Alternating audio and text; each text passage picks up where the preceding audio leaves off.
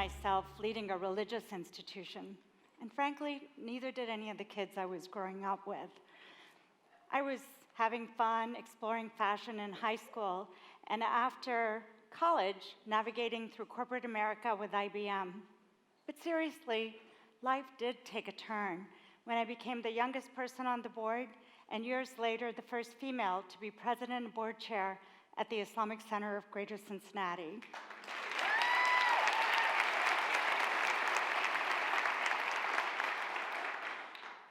I found myself, speaking to more and more audiences about entrenched perceptions about Islam and particularly Muslim women. Perceptions such as Muslim women are relegated to the home. They're not allowed to hold leadership position in Islam, and their dress is oppressive. Perceptions had been part of my experience growing up as my parents brought my siblings and me to America from Pakistan when I was 9 years old. Like many of your ancestors, they came here to provide a better life for us and future generations. With all the wonderful opportunities that America has to offer, it also, unfortunately, has a history of ostracizing or trying to keep out the new kids on the block. This has been particularly amplified for Muslims since 9/11. Life has held an unprecedented level of hate, fear, bias, and hate crimes directed towards Muslims and Islam in general. Devastated by the loss of innocent life and horrified that these individuals could even be called Muslims, that period and beyond has held particular difficulties for your Muslim American neighbors.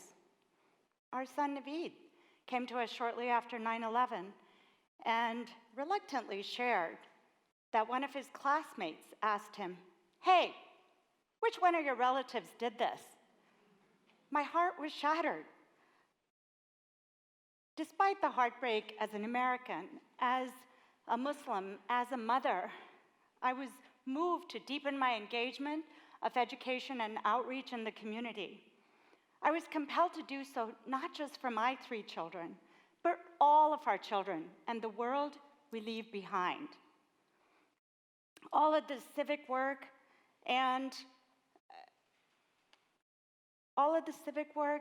the 30 years of experience in dealing with the business community didn't completely prepare me for some pushback that I would receive when I took on the role of president and board chair at the Islamic Center, being the first female to do so at such an institution across the country. Daunting as the task was, it was particularly challenged because there were some within the Muslim community and some out that questioned the ability of a female to take on this role. They challenged my capabilities to be able to offer the leadership and the voice that was needed at such challenging times. Instead of angry, I was frankly motivated for the role.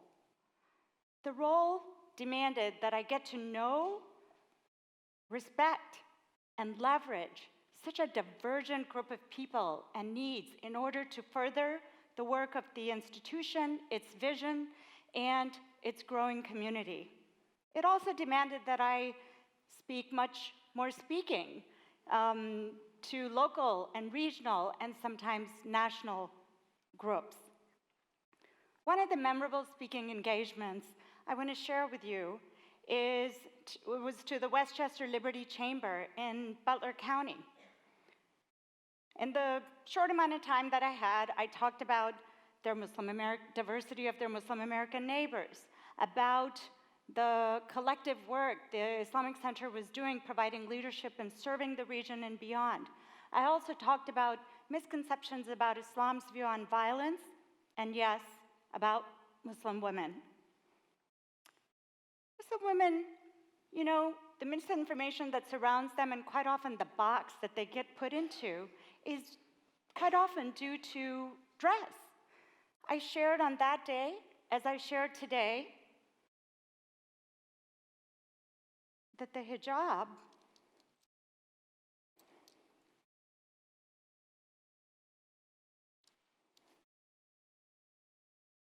worn for religious reasons, covering the hair, maybe perhaps makes Muslim women, people look at Muslim women, including me today, differently. The hijab perhaps does carry a lot of baggage, but it's not the Muslim woman's baggage. It's usually everybody else's. The abaya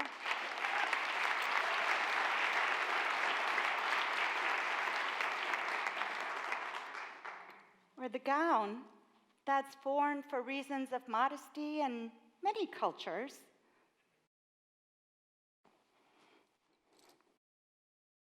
and to be known as a Muslim woman asks that you look at me and respect me for what's in my head and what's in my heart, and not my physical beauty.